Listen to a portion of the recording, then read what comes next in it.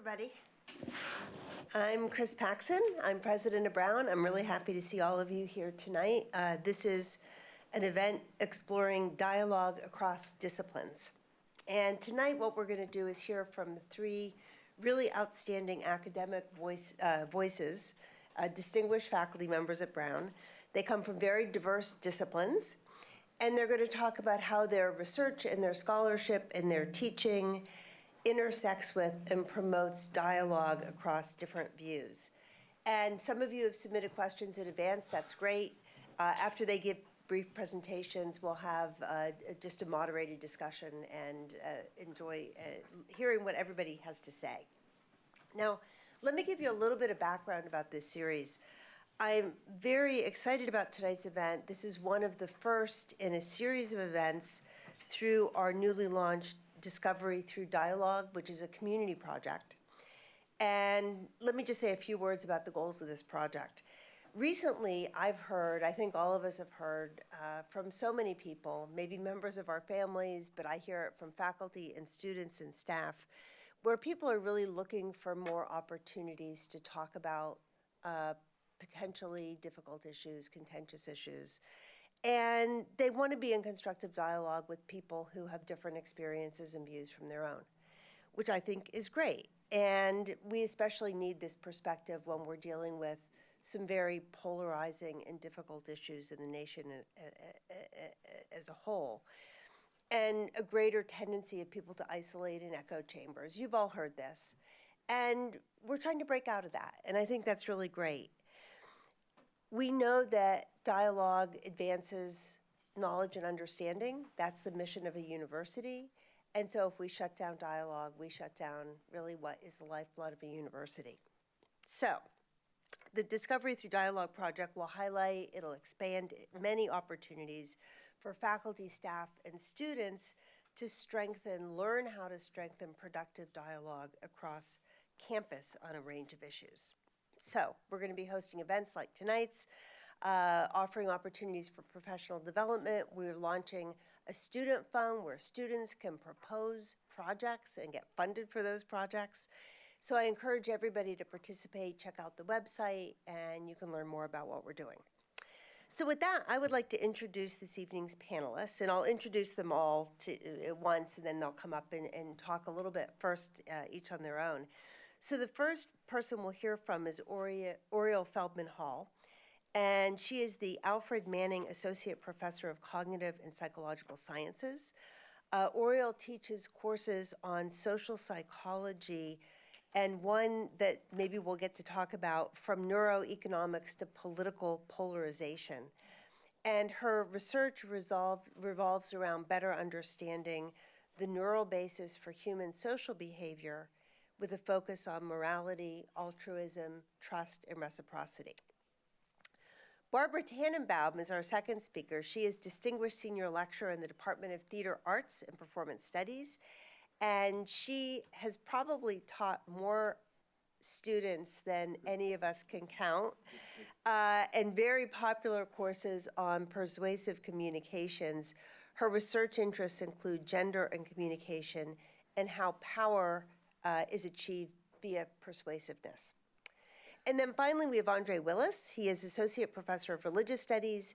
He is a philosopher of religion who teaches courses on enlightenment and reflections on religion, African American religious thought, and U.S. politics, particularly as it relates to religious notions of hope, recognition, and belonging. So with that, each of our speakers will spend 10 or so minutes talking about their work and how they think about these issues, and then we'll have a conversation. So I'll turn it to Oriel. Thank you. Yeah.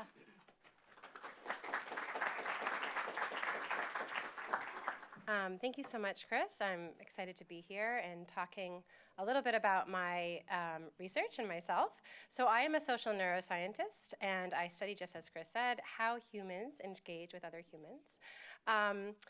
What does that mean? I do study things like reciprocity and altruism. I also study things like how we decide to trust another person or cooperate with them. And if we think about cooperation, not just between two people, let's say Chris and I have a shared goal and we want to cooperate together, that can be an easy thing for us to achieve. what happens when we scale up cooperation to one of the largest formats? What is that? It's politics. It's our democracy. It's what we have in the US. And so there are lots of different levels for how we can look at how humans cooperate with one another. But I'm going to focus on the ecosystem of democracy as sort of a metaphor for the different levels of how we can understand the human mind. So what is democracy? It is a system that promotes differences without domination. And if we are trying to understand how democracies work, one of the things we have to understand is what people bring to them. So one of the tenets of democracy is that everybody has a voice, ideally, right? But the problem is that you need buy-in from everybody to do that. And you also need to make sure that everybody's voice is heard, ideally. So should these voices be homogeneous? Should we all have like voices? Well, this is hotly debated in the field, and maybe we'll hear more about this in a little bit. But a number of people, including some very famous political scientists, have argued that homogeneity is actually very harmful for democracies, that we need a diversity of views. And the reason for this is that if we have a homogeneity, we have a single voice, we risk being pulled to the extreme. We risk becoming polarized.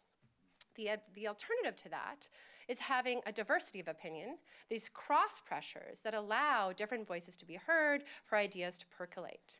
And in those types of systems, you don't have the same sort of fear of going to just one end. So there's lots of different ecosystems that we are a part of. We are a part of the US democracy. We are also a part of the ecosystem of Brown, like this room here. And we can even break up the ecosystem of Brown into smaller tidbits, like the classroom or the lab that I run. And so one of the things I will talk about right now are the philosophies and the tricks of the trade, or the practices that I bring to fostering dialogues. So let me talk about my lab first. There are 3 things that I try to do with my lab. We just had a 180, actually, which is where they review, some of my lab members are sitting here, where they review me and tell me how I can be a better mentor, which was a very enlightening experience yesterday. So there are 3 things that I try to do to foster cross-disciplinary dialogues and to have multiple voices being heard. The first is that we need to think broadly and widely. And if we don't allow ourselves the room to do that, then we risk staying in our narrow lanes and simply retracing the footsteps of those that came before us. And in science, we know that that's a problem. Almost all of science is, in many ways, maybe other than, let's say, the brain, which is maybe one of the reasons I do what I do, has been done. There's not that much new anymore. So it's about taking fresh perspectives to reveal things that we haven't considered. And one way to do that is to read broadly, to allow there to be trust and space in the room for wacky ideas to come out, for us to play with those ideas, for them to breathe and for to be toyed with so that they can become something. Perhaps they don't. And one way we can do that is I can also brainstorm with my students. I can give good ideas, sure, but I can also give bad ideas. And to show that ideas come in various forms and that together, if we have a diversity of opinion, we can perhaps make something more interesting. The other thing that I try to do is to build trust, that if we have open communication and a space where people are not being judged for having these wacky ideas, then we can be more innovative. We all know from the research that the best teams are the ones with a diversity of opinion. And so to build the best team, you don't want people who have come from the same training and from the same perspective. You don't want people to continue to be your grad student and then your postdoc and then your research associate. You need those people to have different viewpoints about how to do science, how to think about hard problems of the mind. And so we have to cultivate that diversity in order to understand how to be the most innovative team. Okay, what about my classroom? So this is perhaps where it gets more interesting, and I see a few of my former students in this room right now. So in the classroom, it's very similar to what we do in the lab. All of those principles also happen and have to work out. There has to be trust. But there's nothing quite as demoralizing and as stale as a classroom full of 20 kids who all think the same thing.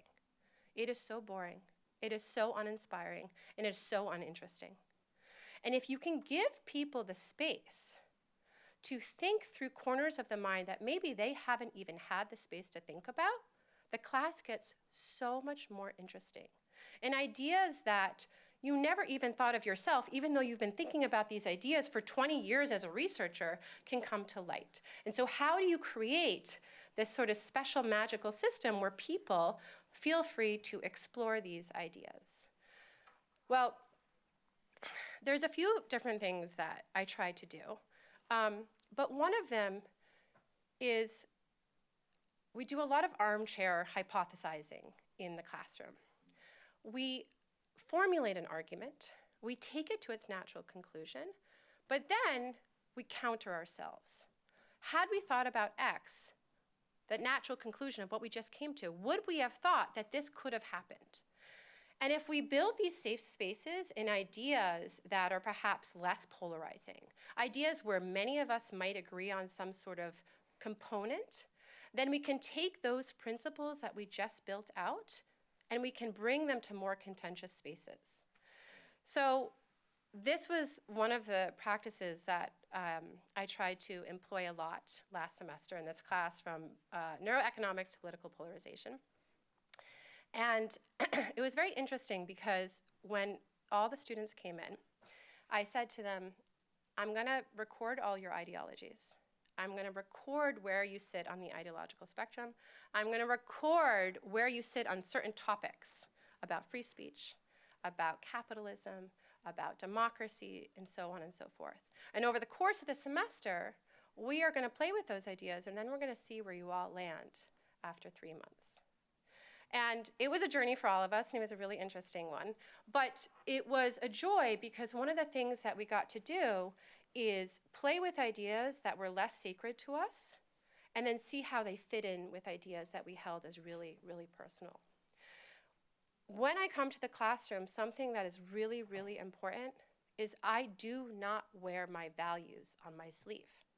I don't tell my students who I am, what ideology I subscribe to, what certain topics I think are right or not right. And in fact, if anything, I try to counter even something that I might believe because a student said something, just to play with the idea and to allow it to come to fruition. And so if you come in with your own ideology and your own value system on your sleeve, that can mean you end up silencing so many people's views because they know that there's a power hierarchy in that classroom. And so it's really important as teachers to allow those diversity of opinions to come out so long as we are respectful of each other. How am I doing on time? Like 2 more minutes? 3 minutes, okay. So if you can build that type of classroom and allow there to be trust for the space to come up with these ideas, it's a really beautiful synergistic way to understand how certain principles that you might have once held dear might actually be so dear. So when I started talking just now, I said, okay, we have democracy. It's the greatest triumph of our people, of humanity, right? Like, we have never seen cooperation at such scale. But is democracy the best democracy? The best format of government? Let's think about that. We take that all for granted. We take that all as it absolutely should be. But I asked my class this, actually, at the beginning of last semester. And everybody in the class more or less raised their hand and said, yes, I think democracy is the best. I said, okay, defend that. Why? And so they all had to argue for why democracy was the best. I said, okay, let's just play a game for a moment. What if we had a benevolent dictator? What if that benevolent dictator allowed us to have all the principles that we cared about come to fruition? Why wouldn't that be better than a democracy? And if you allow people to play with these ideas in new ways that they probably hadn't thought about, because we're all taught in these very static, narrow lanes about frameworks that is, history is taught from the winners, right? Then we can get this diversity of opinion. That's it. That's great. Thanks. Thank you.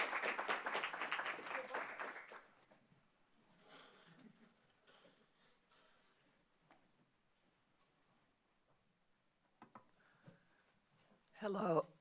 Hello. As a child who was adopted, I felt different from a lot of other people. I became quiet and shy, and all my report cards from school attested to that. Ideal student, but quiet, quiet, quiet. When I started teaching at Brown, I told my parents I was going to be teaching, and they said, "You, Bobby, you're going to get up in front of people and talk?" I thought, no wonder I'm quiet and shy.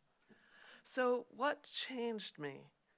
I learned that I learned more from listening than talking, so why should I even talk? I started talking because I felt a need for social justice. It was the 60s. There were students who couldn't go to universities because of their race. There was a war that some of us felt was unjust. I could not speak. I had to speak despite the fear. One of the quotations that's always on the first page of my syllabus is from Audre Lorde, and she says, "When I dare to be powerful, to use my strength in the service of my vision, then it becomes less and less important whether I am afraid." So I learned that I had a voice, and I decided that the greatest thing I could do would be to help other people find voice, and that's what I continue to do. This is my 54th year doing it at Brown. I realized, and I'm still loving it. I am. And there's still wait list for the class, which still amazes me. I realized that it required both listening and speaking, or having a voice, to get social justice. And I continue to do this because I had a student not so long ago who came into my office. I'd never met her. She said, "You know, I'm a senior, and in 4 years, I've never spoken in any of my classes at Brown." And I knew that was wrong. I had a student who wanted to get into the class. She said, "In high school, I was the school valedictorian, but it was the only time in the history of the school the valedictorian did not speak at commencement because she couldn't." And I know that our students learn so much, you know so much, but unless you can speak it, it stops with you. So speaking is important. Data is so wonderful, but it's not sufficient. If data were sufficient, we would all be vaccinated. We know that that's good for us, at least most of us. If data was sufficient, we'd know that the climate is burning up. We know that, but we don't act on it. So how do we get people to act? How do we get people to find voice? My students learn to watch and listen to each other. They learn to speak persuasively and argue for what they believe in. And then they get evaluated by peers, by me, by our teaching assistants, and they get feedback and they integrate the feedback. Before they give speeches in class, they submit outlines. Their outlines are reviewed. They practice in small groups.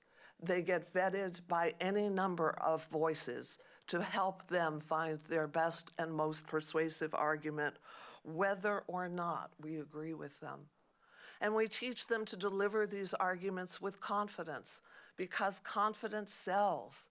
And in one study, sadly, as an educator, there was evidence that for many audiences, and I'm so embarrassed to say this, confidence is more important than competence. And I think we can all think of different examples that might prove that point. So I do teach confidence.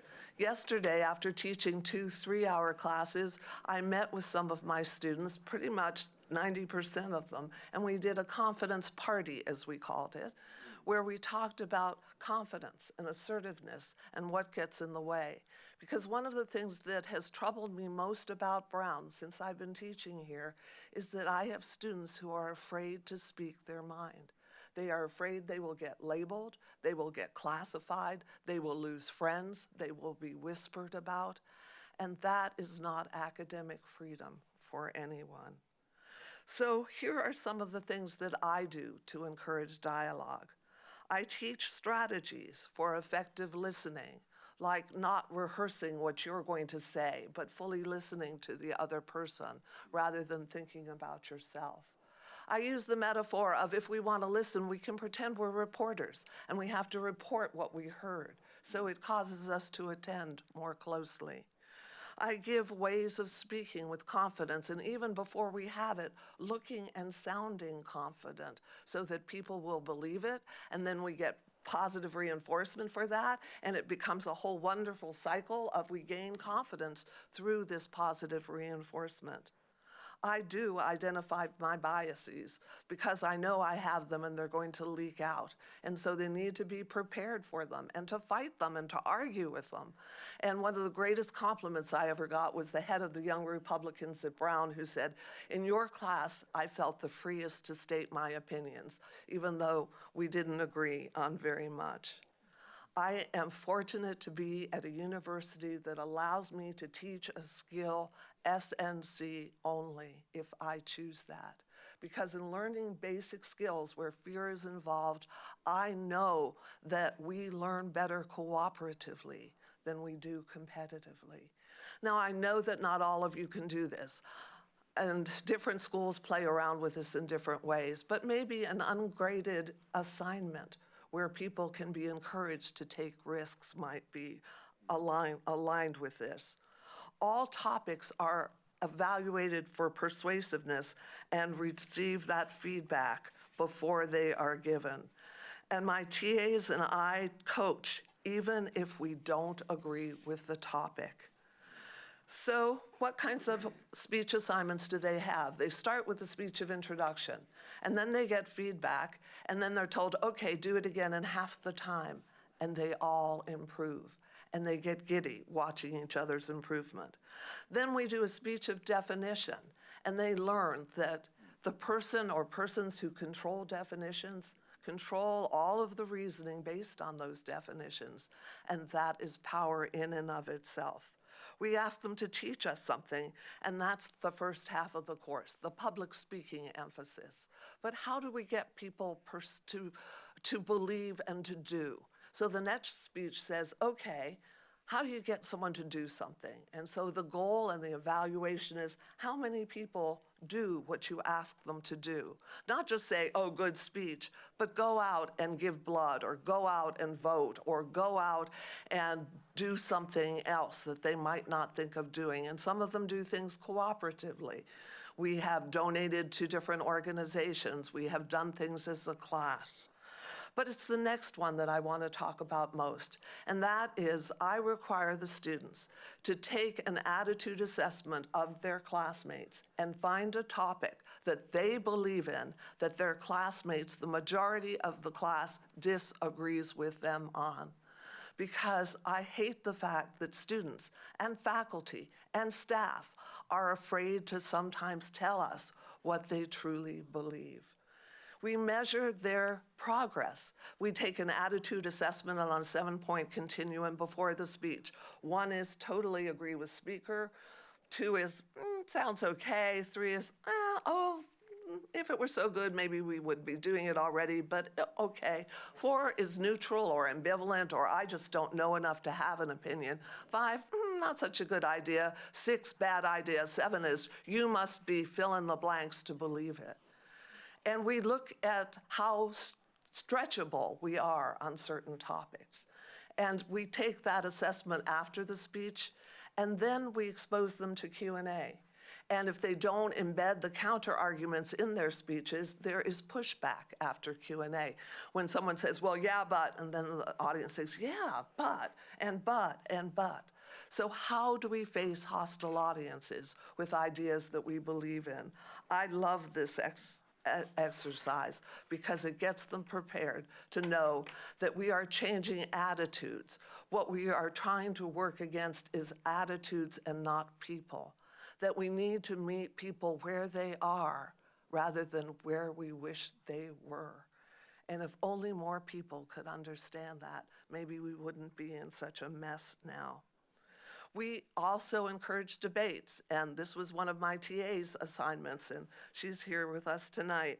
And so the afternoon is debating gender-neutral language increases communication effectiveness or not, and the morning is y'all is better than you guys. So differences even in the way that they're framed. I teach them to do audience analysis, to ask questions. Who is my audience? What values do they share with each other, with me? What makes them believe what they do?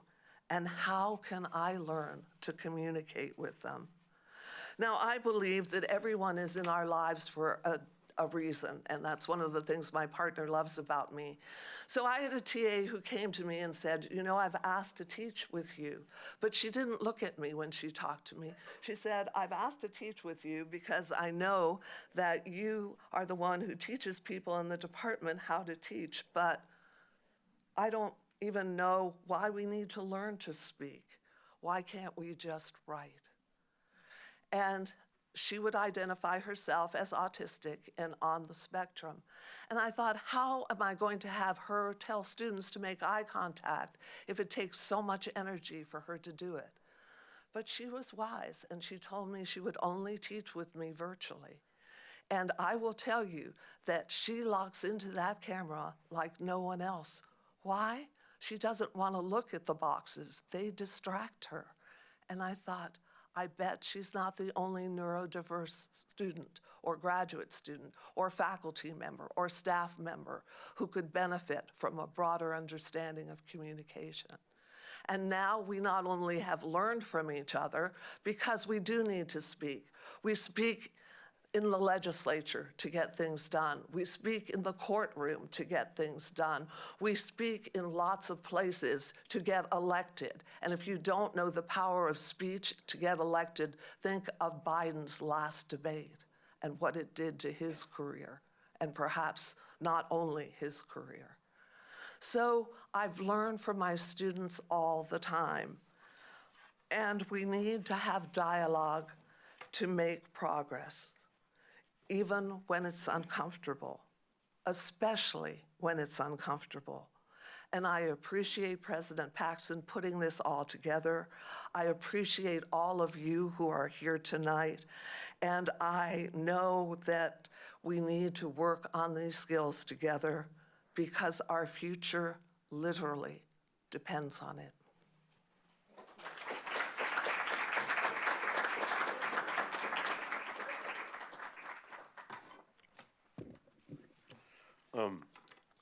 Thanks first to President Paxson for providing us with the occasion to come together and reflect together on substantive matters.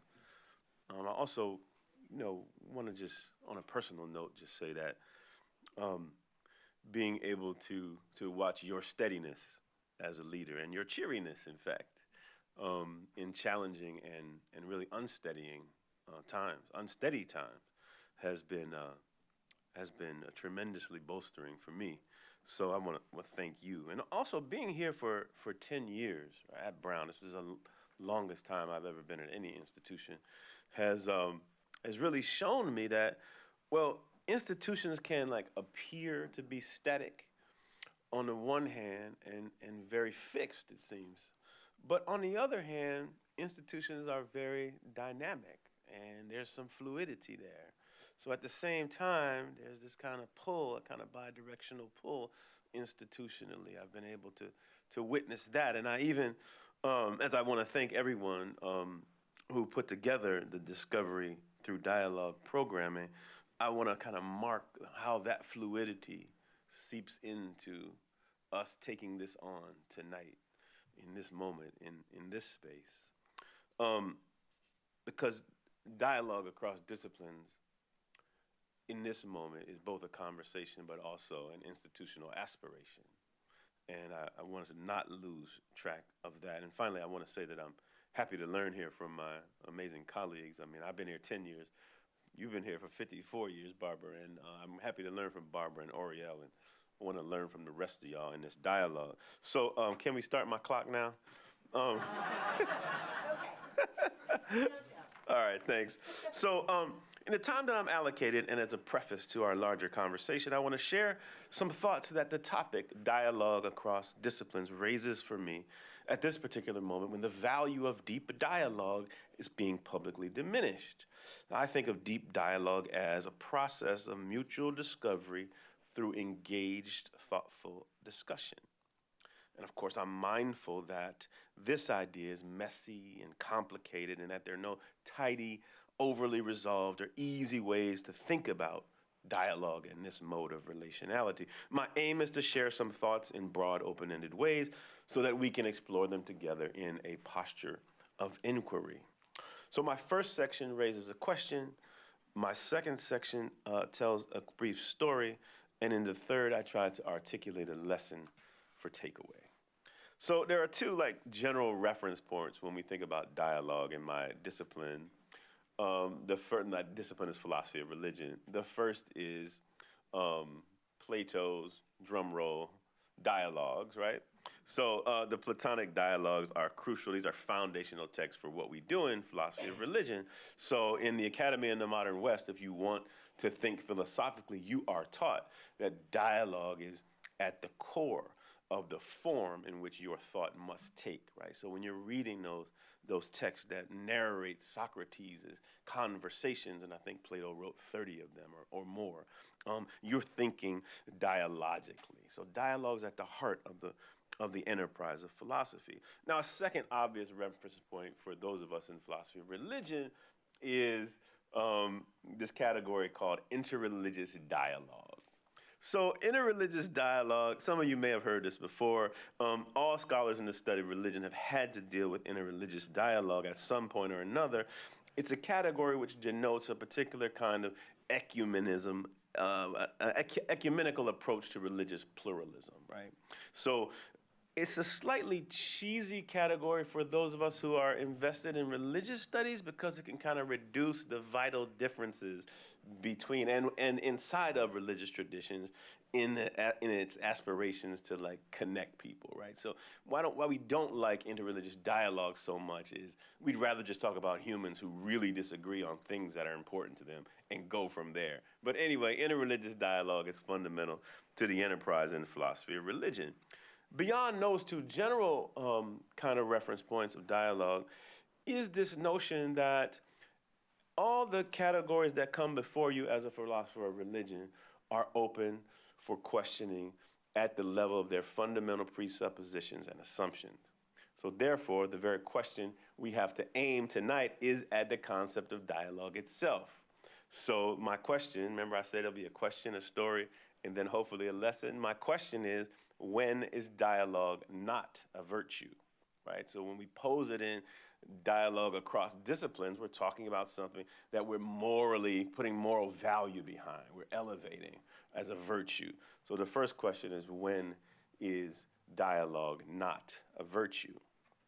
Now, I'd say there are a variety of conditions we could come up with to talk about when dialogue's not a virtue, but suffice it to say for tonight, just here, and maybe we can get at this in a discussion.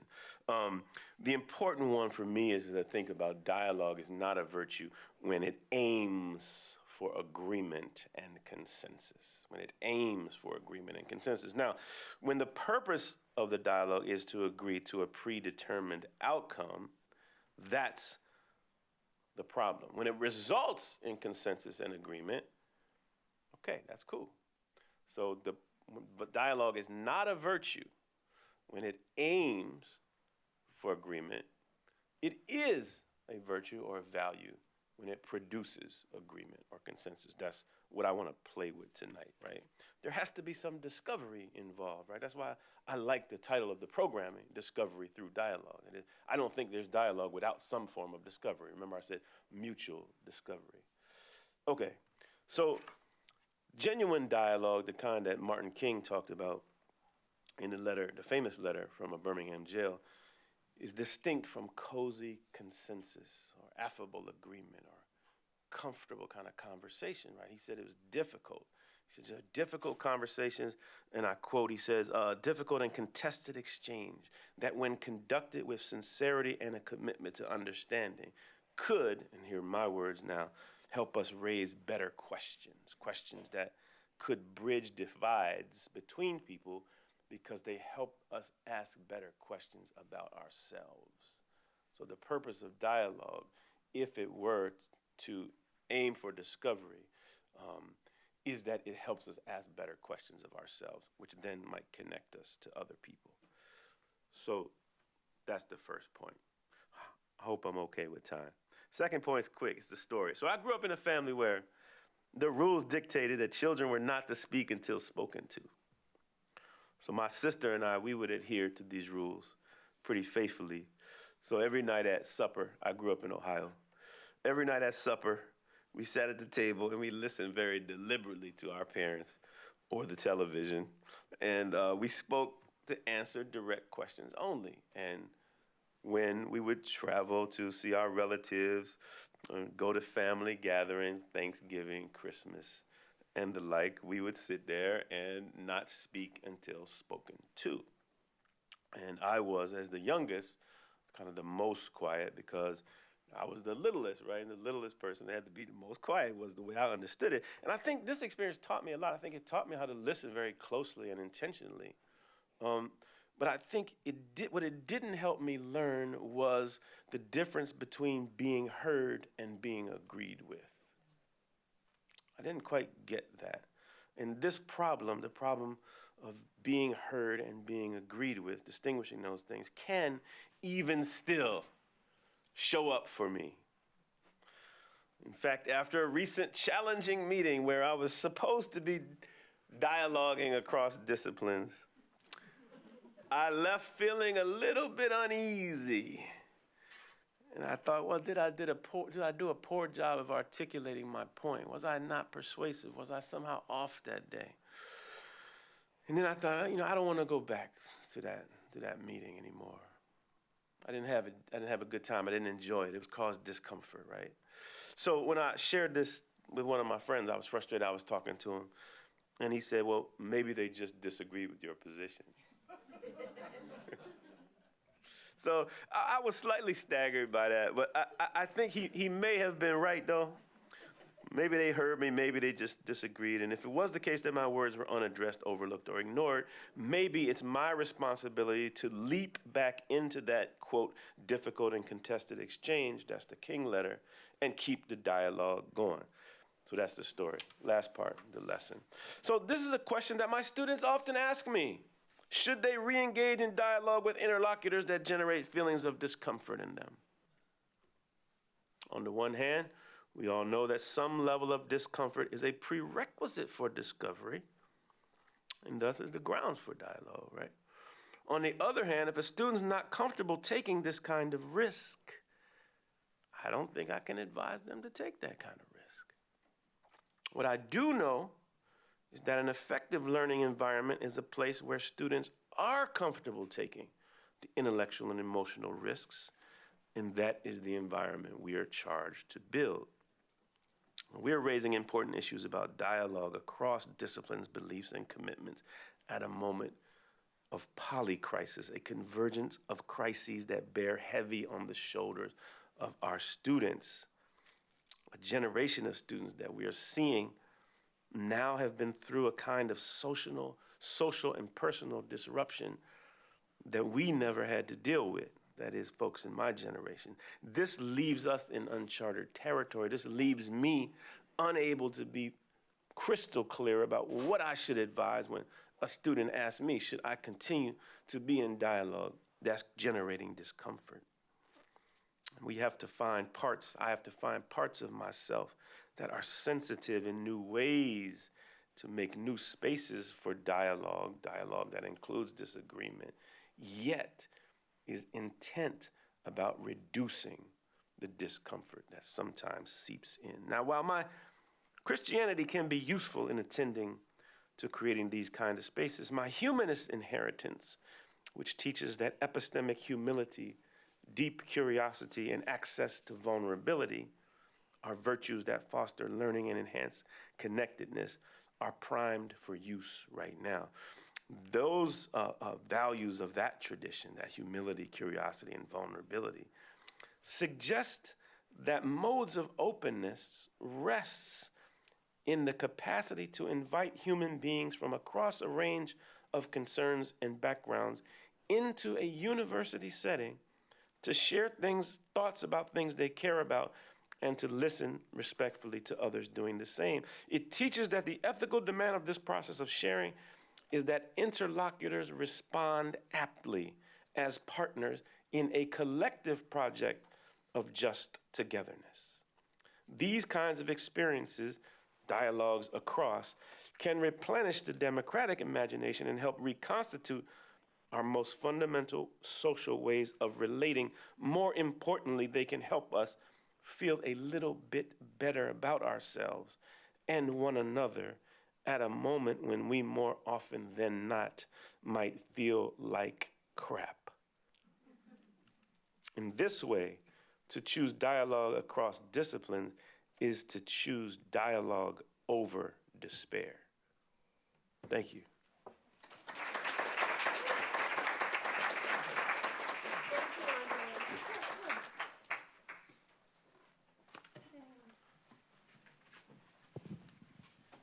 So thanks to all of you.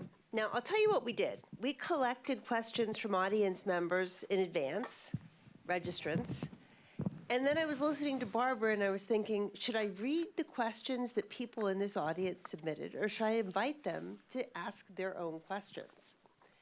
And I think it would actually be more interesting to invite people to ask their own questions, and I can fill in if there are any pauses.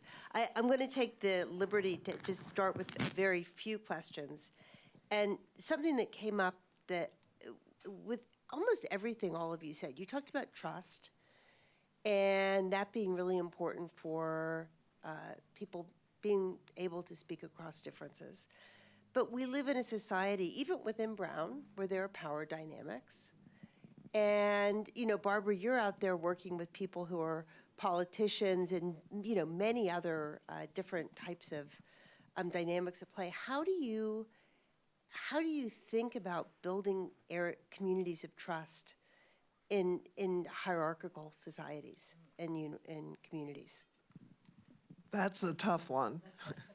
And trust really needs to be reinforced from the top down. And that's why I think the comments about your leadership have been so important, that people need to feel safe. And we set the ground rules up in class where we say, if someone says something that is hurtful to you, we are going to all agree, if you do, that this is lack of knowledge and not meant to hurt you. And this is an educational institution, and we need to tell them when they have hurt us. And if we're not a member of that group that has somehow been insulted in some way, perhaps, that we are able to speak up for others too, because the people who feel attacked personally have much more at risk than the people who have seen it and can say something from outside being in that group. So we look at it as a lack of education and knowledge, not as an ist. You are an ist, it gets elevated to that, because then dialogue stops and we start labeling each other rather than listening to each other. So a question might be, what makes you say that? Or how did you get to that perspective?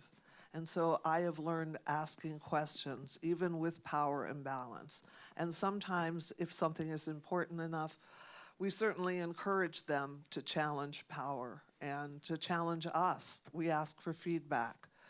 The very first semester that I taught at Brown, I thought, why wait until the end of the semester to find out everything I've done wrong? Why not do midway an evaluation?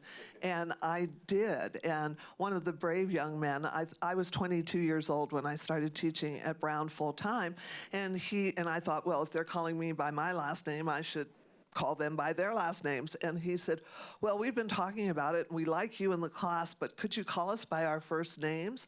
And I smiled and said, thank you very much, Mr. So-and-so, because I realized I didn't know their first names. I only knew their last names. But the one student that really helped me understand all of my fears about teaching, because my seniors were as old as I was, my Viet vets were older than I was was that it was an anonymous survey. There were 65 students, I remember very well, only 2 of whom identified as women. And he put his eval at the top because he wanted me to know it was from him. And he said, Barbara is not the best teacher at Brown yet, but until then, her enthusiasm will more than carry her through. And I learned a lot, that if I am willing to show what's important and to encourage people with enthusiasm, that they are willing to talk about what's important to them and talk with passion. And when people talk with passion, it's harder to put them on the other side. It's more inviting to learn more from them. So yes, there are power imbalances, and those of you who know me know I will keep working to rid some of those power imbalances. But until then, we shouldn't lose voice, because then we've given up, and then they are the only voices that we hear. Either of you, I mean, faculty meetings, I hear this from staff, I hear it from, I can't speak up because I'm not powerful. And that's a hard thing. It's hard to answer those questions sometimes.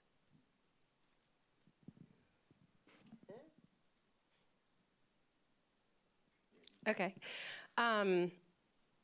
As someone who also started teaching quite young, and I co-taught my first semester here with an older man, a large class of 100 people. And everybody called him Professor, blah, blah, blah. And everybody called me Oriel. And I had introduced myself as Professor Feldman-Hall. So I had the opposite experience of you. I would say actually last semester was the first time I introduced myself as Oriel. I said, you can call me Oriel. And all my students called me Professor Feldman-Hall the entire time. And I knew I was getting old when that happened. I think one of the ways to build trust with hierarchy, it's something I struggle with. For the first 5 years that I was here before I got tenure, I didn't talk in faculty meeting. Which, if you know me, my lab is looking at me like, I'm sorry, what? I am a big talker. I will talk and talk and talk, except maybe on panels and giving introductions. But in general, I'm a big talker.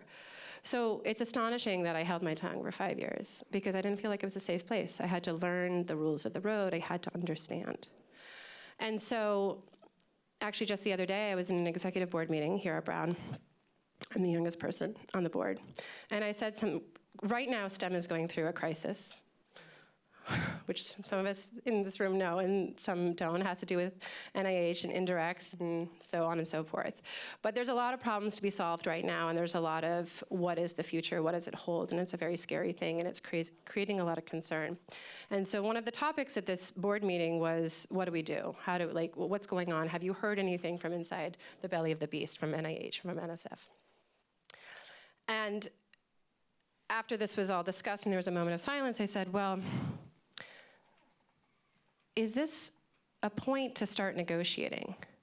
Or are there ways around if we can reconsider the endowment? I won't get into what exactly I said because it doesn't matter. But there was total silence in the room of this executive board. And I'm the youngest person there. And I was like, oh God, what did I say? And the head of the meeting was like, they're against us. Don't you know they're against us? I didn't put my values on my sleeve. I didn't preface what I said with, oh, by the way, here's my agenda and here's what side I believe in. And of course they're trying to destroy us. I thought that was common knowledge. So I quickly backtracked and said all these things let me be clear. I do not agree with Project 2025. And then went on to say, but if we take this moment as a moment of learning, if our hand is forced to the fire, can we find space to do that? But I was put on the back foot. And so that, as someone who's the youngest person in the room, can sometimes be scary. So what that means with my students is I rarely go attack, or try not to go attack. I try to give open space, or to take what they say and reframe it, or I offer an opinion and then I counter myself. And if I can do that, if I can both argue for something and against myself, it gives people in the room space to have multiple perspectives. Thank you. Yeah, I'll chime in on this. So I think just on the second piece that you just asked, President Paxson, You said that faculty might be afraid to. laughing. Yeah. You can call me Chris. Oh. You said that faculty might be afraid to express their views. And I have heard that, but that's shocking to me because it seems as if the responsibility of a faculty member in a learning community is to be able to articulate views that are supported by the standards in their discipline to their other colleagues and be willing to engage on those beliefs, commitments, and ideas. So yeah, I have heard that, and I always wondered, like, why? Why did you think you couldn't say that? And it seems to me the response is often, remember what we heard from Jamil Zaki when he said the students would predict that when they had to have difficult conversations, these were going to be impossible on a scale of 1 to 10. They were going to be the hardest thing that they ever did. They were all saying 10 before it happened. But when they did it, they were like, oh, that was a 3, that was a 2, it went very well. So the issue, it seems, would be similar to certain faculty members who are also holding back their views. I think one betrays the commitment of being an educator in this kind of learning community if one silences themselves.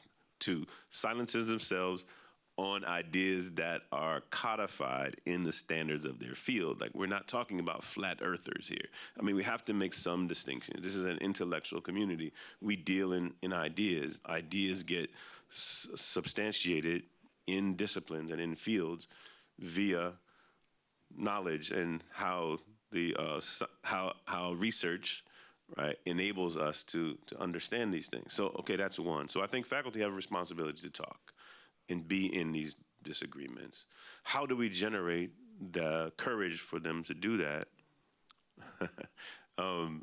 These are all questions that don't have easy answers, right? These are not resolvable issues, as I said. But one of the things I do is just to try to be an exemplar in my behavior, to be trustworthy if I want trust, and if I want people to feel like they're together in a community doing something difficult, to express vulnerability in these spaces. In other words, to ask for help, to show that I'm flawed. You know, life is messy for all of us, even President Paxson, I imagine, right? It's messy, and we're all making like judgment calls every 5 minutes, right, to the best of our ability. So just sharing that, in effect, right, means something, because it loosens students and hopefully faculty up to say, oh yeah, it is messy. Why am I acting like it's not? Right? So once you like try to establish these kinds of connections that demonstrate we're all vulnerable out here to forces that we have no control over whatsoever, then maybe it can start, the conversations can start, the hard conversations can start, maybe, but who knows? It's a mystery.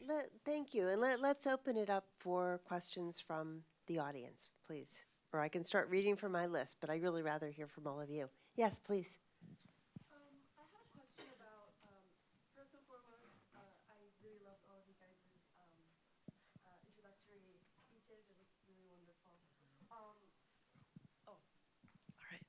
I wanted to ask about this thing when it comes to dialogue. Can everybody have an equal platform?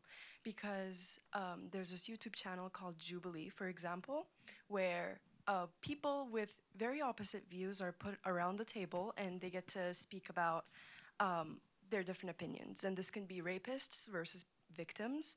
And do you think, which does result in very interesting conversations and very interesting ideas that blossom, but at the same time, should we put everybody in the same table to have the same type of, I guess, expressions towards the other side?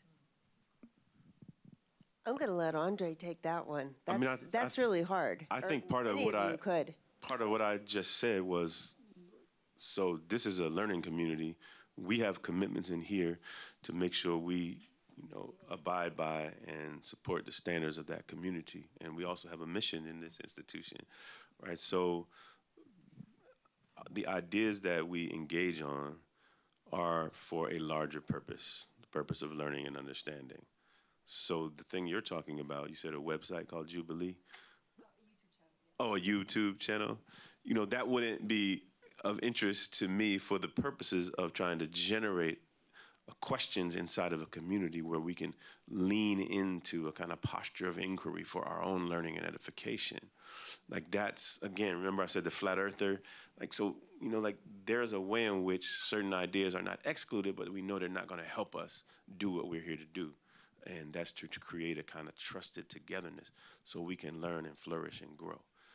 How about within the classroom, if there are certain ideas and thoughts that are disrespectful or maybe you feel like it should not be expressed? Do you ever feel that way, or is there a certain limit to like what can be spoken about? Yes, there are limits. And I think that's where trigger warnings come in as well, that I don't want to censor a topic because I don't agree with it. But I did have a student who tried to change our minds about pedophiles, and there were people in the class who didn't want to hear that. And I usually put that student's speech either first or last, so the students who don't want to come can come in late that day without having to get up as a whole and leave, because that indicates a sensitivity about a topic that identifies them in a way that's not fair. Or I'll have it be the last speech, so students have to leave early that day. But yes, I think that students and all of us have the right to protect ourselves from hearing things that can be triggering for us. Oriel, what's out of bounds? I'm gonna take the opposing opinion just to spice this up a little. In the aftermath of the election last semester, my entire class, including myself, was astonished at the outcome. We couldn't have fathomed what had happened. And I think that is because there's a failure of discovery through dialogue. And if you don't want to have a conversation with somebody who you vilify on the other side of the ideological spectrum, you are having a failure of understanding the other side of this community. Now, the community being the larger United States of America, which is bifurcated. And we've seen that, we're in that, we're living that. So where the question is better suited or better defined is, do we draw the line? What conversations are we willing to be uncomfortable with? Not pedophilia. What about QAnon? Where do you draw the line of what makes it okay to be uncomfortable and not? I think that's a better question. But I thought you were going to spice it up. I did. I spiced it up. I missed it. Would you have the conversation? Would you be Where's the willing to spice? have? Would you Where's be the willing to spice? do a Jubilee conversation with a bunch of people who are so far on the other side of the ideological spectrum, espousing whatever is opposite to what you believe? I don't know this website, so I would just have to say that the classroom has to be a community of trust in order for students to grow and flourish. That's what we're after here. So the community itself will decide what those limits are. Mm-hmm. And those limits will always grow organically from that creative space. But I think your student wants to get in here. She wants to really spice it up. Yeah, okay. Go ahead. I hear you saying classroom, and that is wonderful and a privilege that we get to foster these environments that are spaced by this academic inquiry, but it's not realistic. In talking about the potential that dialogue has, we have to discover what's outside of our bubble, of our safety net, our comfort zone. We have to step outside, and how are you gonna do that? In wanting to foster this dialogue, how can we have the nice balance and privilege of our institution while also stepping outside of it and trying to help our community? So I got confused on 2 points there. So the suggestion can't be that the classroom is completely comfortable. I'm not making that claim. What I'm saying, there are limits that have to get set there in order for us to reach the goal. It should be quite contentious at moments, I would think, difficult, maybe even evocative of tears and some pain. Of course. But, I have to be able to control that space like a virtuoso, right? To be able to make sure that each and every one of those students who's making the sacrifice to be there is being able, is enabled in this community. So you're talking about work outside of that classroom? Yeah, I definitely think classrooms should not always be comfortable, and as a student, I know they're not. I mean, Right. that's just part of academia. But I still think being in this institution is in itself part of your comfort zone. you're supported. You did a lot as students, at least, and also as faculty. You put in so much work to get here, and it's a wonderful kind of dystopia of being surrounded by people who are also just as ambitious as you. It's wonderful, but it's not the real world. That's what's stepping out of your comfort zone. So were you saying that how can students and other members of the community kind of get out of the brown bubble and engage with people who are really Yes. different than them? Because we may have different ideas, but there's a homogeneity just in Exactly. terms of who is here. Exactly, right? and especially if we want to do something with what we're learning here at the school, especially with our dialogue, it needs to spread. I like what you said, Barbara, or sorry. The only thing I say to my students is you can call me anything you want, but when you call me what you call me, it has to be the same thing to my face as you say behind my back. Of course, of course. Uh-oh. I like what you said about students. If we don't speak, our knowledge ends with us. I think it's a part of faculty responsibility and just institution in general to teach students how to spread their knowledge and help others, especially the ones that can't get to this environment, which is a privilege already. So yeah, spreading dialogue across our community, not just in Brown. Any ideas on that? I have ideas on it. I don't want to colonize the space. I think Nancy might have a question. I'd rather hear from her. No? Oh, there she goes. Right there's. Oh, Nancy, yeah, right over here. I wasn't going to respond to the point about the Brown bubble. I do think, though, that not everybody at Brown experiences Brown the same way. And so we all come from different backgrounds, families. And so sometimes people are silent because they feel like they don't know how to bring all of themselves even to the Brown bubble. I wanted to weigh in a little bit on this question of what's off limits, what's not off limits. It's very difficult. I agree with you, Andre. I don't think everything is valid in a classroom or even necessarily valid to bring to a conversation in a society where we have values and commitments. I like the fact that as a society we have sort of come to terms with the idea that certain ideas are bad, right? I don't want to entertain the idea that, well, maybe slavery is good and we should bring it back. That's not a sort of a world I'm interested in inhabiting. I understand, though, that that's because of who I am and my positionality and the historical circumstances that have created me. So rather than trying to answer those questions, I think what I tend to do is ask people why they're interested in the question in the first place. And I'm not necessarily so interested in dialogue as a way of finding resolution. What I like about pluralism is the need not to persuade everyone all the time to agree, but rather simply to learn to live with the ambivalence of having to come to class with you anyway. And I think that that's okay. And so I wonder what your thoughts are on ambiguity, not resolving, learning to live with a little bit of I don't know, or this isn't okay with me and I still have to show up and do it. And not necessarily looking at dialogue across discipline or difference or diversity for the sake of diversity, but simply teaching people to maybe dialogue within themselves and to realize their own ambivalences. And just to complicate things without aiming all the time for neat resolution, because I feel like that uncertainty and ambivalence is a really essential life lesson. I'm going to pick this up. I almost want to test my students from last semester right now because the entire course was predicated on this notion, from neuroeconomics to political polarization. What on earth connects those two together? What is neuroeconomics? It is understanding how the brain makes decisions in these bounded, rational ways, or perhaps if you insert emotion to it, how it can bias our choices.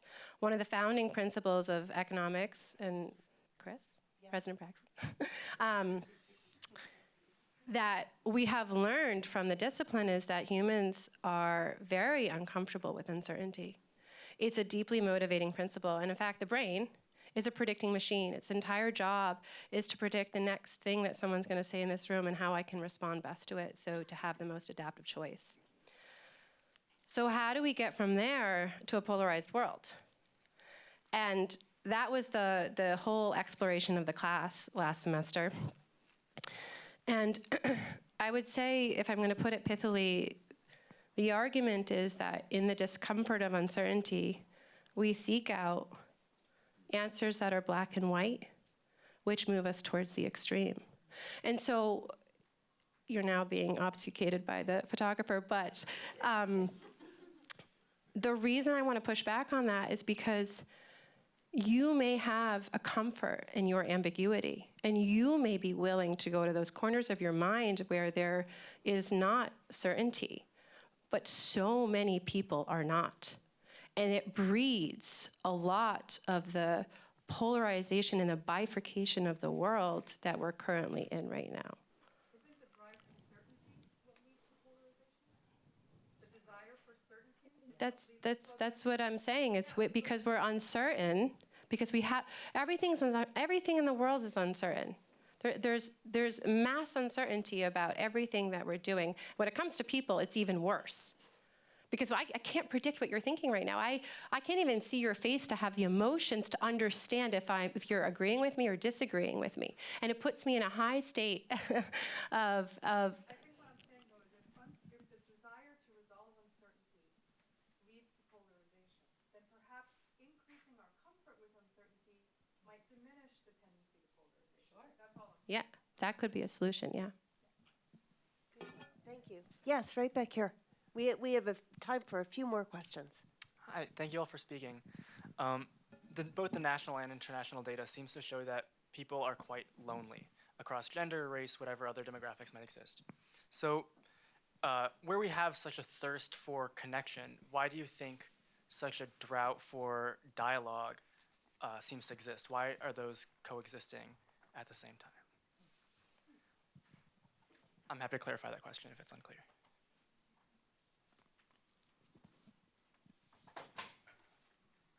So thanks for being here. Thanks for your question.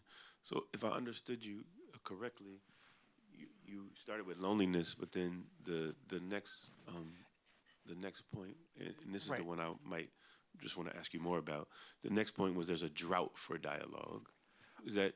Presumably, the dialogue across disciplines Oh, exists because we perceive there to be not enough I dialogue see. happening across students, across people as a whole. I get it. So my question is, why do we feel why do we know that perhaps there isn't enough dialogue, despite the fact that people are so yearning for connection and yearning for communication at this time? Yeah, well, I mean, I saw a couple of studies from just about college students, and since COVID, they're using the common areas much less. So the library, do they have rooms where you go and watch TV in your dorm or something? Yeah, the TV room, the common room, Nobody watches TV anymore. Oh yeah, they're on their phone. Well, so the measurement was like a 16% decline 16% increase since pre-COVID in terms of people on their phones, and a 9% decline in terms of students in the publicly accessible common spaces on campus. So also a 10% increase in sleep. So basically you get students who go to class, play with their phones, go to bed, right? And just like kind of this repetitive cycle. This study was a study of Dartmouth students, I think. And so that would support your question, all right? So people are lonely, but they're not engaging one another. And I think the reasons are multiple, but one of the ways that we respond to that is by I think what we do in the classroom, creating connections. So in my classes, it's important to try to make friends with somebody you don't know, to connect students, to require them to be there, to get them to talk about themselves a little bit.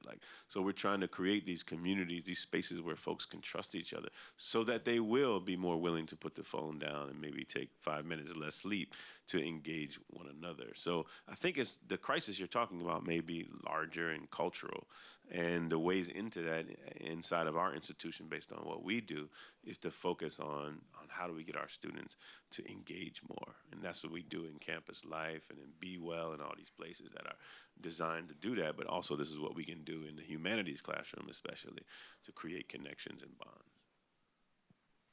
That didn't satisfy you, though? No, it did, thank you. Oh, okay, all right. I think there's a question here and then one here, and then I will probably be done. Hi. Since we're talking about hierarchies, I want to bring up the hierarchy of disciplines. I'm a student based in the Department of History of Art and Architecture. And whether we like to acknowledge it or not, I feel amongst peers, amongst different disciplines, that there is a difference in valuing the input from the discipline you're coming from, right? When I talk to people about majoring in art history, I usually get two types of responses. One is slightly confused, either about the discipline, what I do, which is understandable. The other one's more like, oh, that's cool, but oh, that's cool in a way that, like, I don't really care. And contrary to, I guess, Professor Tannenbaum's story, I was raised in an environment that's very mostly, conducive for me in expressing myself. And I feel like personally, I've never sort of hit any sort of hard walls where I feel like because I'm majoring in art history, there's spaces I can't enter. But I do know that that experience is quite common amongst peers and even professors who are entering these discussions, especially in STEM, especially in pre-professional circles, where they feel like their opinions are not really valued as much as the economist or the computer scientist or the neuroscientist, right? And this, I guess, also shows up in funding. There's departments on campus that just get a lot more funding. And I know that my department is definitely short on funding. There's some very important work that we could do, but the funding is not given to us. Given that there is an existing hierarchy in disciplines, how can we have dialogues that are equal and fair and valuable for everyone? So I guess the question is, do you agree? We have a scientist, a theater communications person, and a humanist here. Is there a hierarchy of disciplines within the university? Yes. Okay. Absolutely. Yeah. Okay. And not just in the university, outside of the university too. Yeah. So that's clear. And if you are in one that is less valued, I know that one very well, then you keep doing what you're doing because you believe in it. And yes, you keep doing it despite that after all of this time I'm not tenured, that no one has ever been tenured in my discipline. But I have a secure job because I keep doing a good job and I keep getting rehired. So yes, I get a little grumpy about having to redo the paperwork all the time. Even as a distinguished senior lecturer, I still have to go through reappointment and all of that kind of thing. But what they call me is much less important than what I do. Thank you. I can just very quickly, thanks for being here. I like the formulation. That was well done, and I agree with it. So, but the premise of my argument here in this piece wasn't that there's dialogue are equal, or that equal partners are coming to the table. That's I don't think that. I don't start with that. So whether that's possible or not, we can hold that off to the side. I don't start with that, but what I do think is that in the process, the discovery that one can find in a deep dialogue might still be worth it, right? If the other components there, support, that is the trust, that is the inquiry, if all that's real, then I can discover something, and maybe my interlocutor can too, even though we're not from equal positions. Can I just say one quick thing? I would say, I guess as the person sitting on this panel in the STEM science, to your point, is that you should take a page out of Barbara's book and learn to persuade and have your voice have power. And if you can do that, you will have a seat at the table.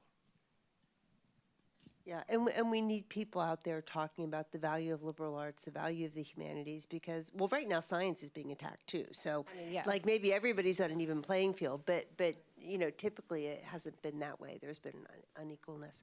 I think we have time for one more question right here. Thank you all for being here. Hey, Professor Willis. Hey. And for sharing your wisdom. Really cool to hear from such a range of people. And I'm wondering as you all have grown up and being professors, but also once upon a time being students, when it feels like people are not interested in engaging in dialogue, no matter the work you do for trying to lay the groundwork or listening or asking questions, what can be done there when it's really important conversations that we need to be having? Give them something provocative to read and then ask them to talk about it. Are we talking about inside of a class or? I'm thinking more out in the world. And, Social I really space. liked your question of how do we bring what we're learning here and this learning to dialogue to go make impactful change beyond College Hill. Oh, yeah. See, I would have to know more. Like, so, you know, I have a life, right? So it's not all at Brown. So I would need to be able to possess a particular kind of empathy for your life and where it takes you to be able to speak to that. So I would just have to know more. Generally, just be open and inviting and just be exemplary in your presence. And if people don't want to talk, I would say just give them time. I think that almost everybody wants to tell you their story. And so if you give them the chance, they will open up. And if you sit before them without judgment and ask them about who they are, you will hear all sorts of different refractions and reflections about what makes them tick and why they might sit on the other side that you hadn't considered before. And I'm going to give a plug. Here's MJ Callender, Vice President for Community Engagement, Director of the Swear Center. You know, for students, I think getting out of campus and approaching people with humility and asking questions and learning about people's lives, that's a really important thing to do. So I would encourage all of you. MJ, do you agree with me?